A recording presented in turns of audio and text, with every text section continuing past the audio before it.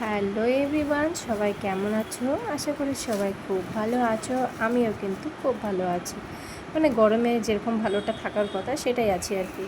তো যাই হোক, আজ কিন্তু বরমশাই বাজার থেকে এনেছিল আমার ফেভারিট মাছ, চিংড়ি মাছ। হ্যাঁ, আমার চিংড়ি মাছটা খুবই ফেভারিট। তো আমার ফেভারিট মাছটা চলে এসেছে। আর কি অপেক্ষা করে থাকা যায়? না না না, আর কিন্তু অপেক্ষা করে থাকা যায় না।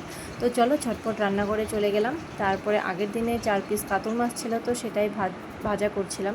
ভাজা করার পর ভাবলাম যে আমার ছেলেকে এই মাছ দিয়ে একটুখানি ঝোল করে দিই। তো যাই হোক, ছেলেকে একটু গাজর টাজর সব সবজি দিয়ে একটুখানি ঝোল করে দিলাম। করার পর আজ দেখো চিংড়ি মাছগুলো ভেজে নিচ্ছি।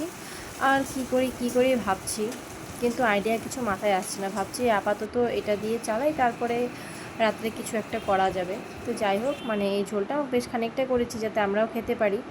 আর এই দেখো, আজ কিন্তু আমি পটল চিংড়ি করব। তো দেখো, রান্নাবাড়া সব কিছু, স্নান টান সব কিছু কাজ করার পরে আমরা কোথাও একটা বেরোচ্ছি। তো কোথায় বেরোচ্ছি দেখতে হলে পরের ব্লগে